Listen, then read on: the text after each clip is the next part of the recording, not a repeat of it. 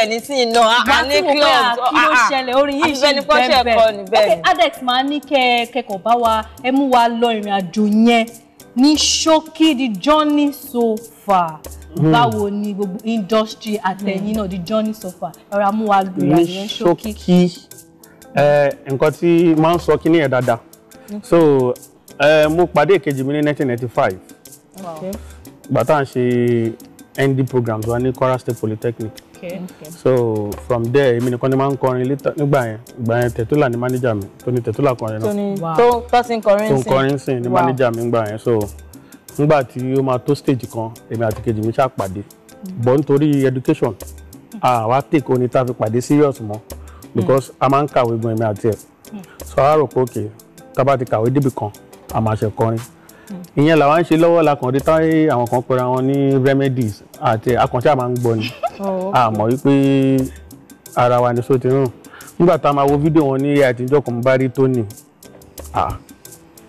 manager remedy ìgbẹ̀yàn kan wá fi interview kan ní bẹ́ẹ̀ prime time àbí nǹkan ṣàríkọ̀dù wọn àwa wà ní Ìbàdàn àwa ní HND ńgbà yẹn that was 1999 yes.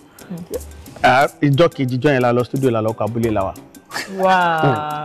So bàtà Kabule la wa àwọn èèyàn bẹ̀rẹ̀ sí ní like ní from Ìbàdàn Awasiko assign under corporate picture Kabule la wa ṣáà ó di pé Kabule la wa wá ó enter later ṣe ṣá máa gbádùn ní tìrẹ baby so ìyẹn náà wọlé so later àgbà tó yá I joined Little Fish Records.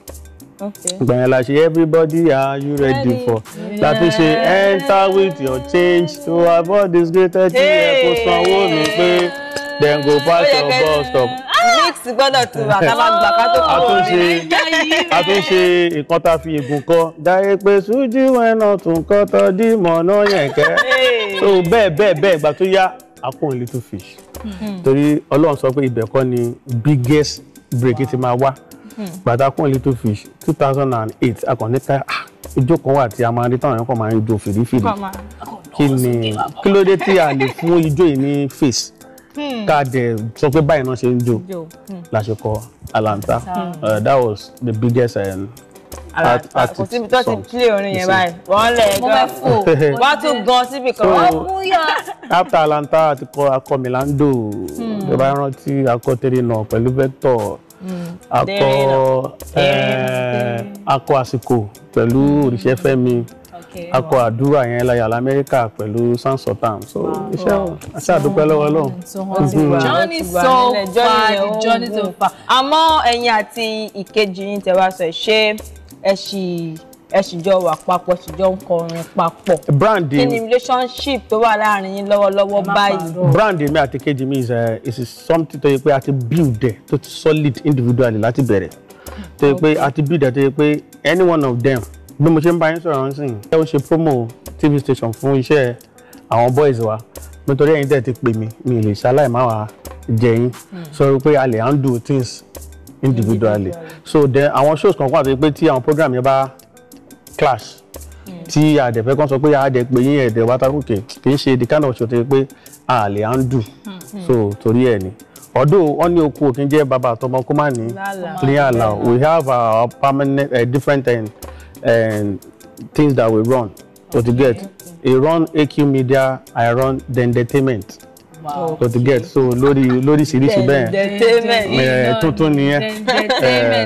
ẹ máa tó láì dé àwọn kan tá à ń ṣe so. well tá bá sọ pé ẹni àjọṣepọ̀ tó dánmọ́rán ṣì wà láàrin because mo notice pé mi sábà rìn ní pọ̀. nǹkan tó ṣẹlẹ̀ nìyẹn pé àwọn tó bá rí òun náà sọ pé mi ì rí ìwà àti kejì ẹ̀ pọ̀ ṣùgbọ́n àwọn tó bá rí wa pé a máa rí yín pọ̀ lénìí yìí so bí iṣẹ́ yẹn ṣe rí nìyẹn a ti wà pọ̀ láti 1995 títí di ìsinyìí so I think tá a bá ń ṣe one or two things on our own tó bá ti kan iṣẹ́ Earthquake ṣe bá ṣe ya fídíò àwa àti Small Doctor ni you understand so báwo lẹ ṣe ń ṣe shows nsìn ṣe shows ṣì ń wá adúpẹ́ lọ́wọ́ Ọlọ́run ó kàn dàbí ìgbà táwọn sọ̀rọ̀ nsìn èmi àti àgbọ̀ olórin kan tá a dárúkọ lẹ́ẹ̀kan lájọ ń sọ̀rọ̀ show kan tí a máa jọ lọ ṣe l'Ákúrẹ́ láìpẹ́ yìí so adúpẹ́ lọ́wọ́ Ọlọ́run fún yẹn. Ọlọ́run ṣe.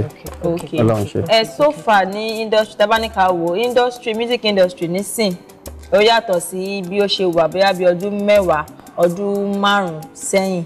Kí ni ohun tí ẹ lè sọ? Kí ni ohun tí ẹ rò pé ó yẹ kó yí padà? Kí ni àwọn àtúnṣe tẹ́ rò pé ó yẹ kó wà ní music industry wa yìí lọ́wọ́lọ́wọ́ báyìí? Àwọn kan tó wá dáhùn ìbéèrè yẹn. Ẹ̀yin tí wọ́n nílé ká tó tẹ̀síwájú ká lọ fẹsẹ̀ ká lọ gbọ́ ìkan lára orin Earthquake ká ṣe kí ni? Ká tún padà lọ sí, ara ń ta ọ̀lẹ́gọ́ à ń bọ̀.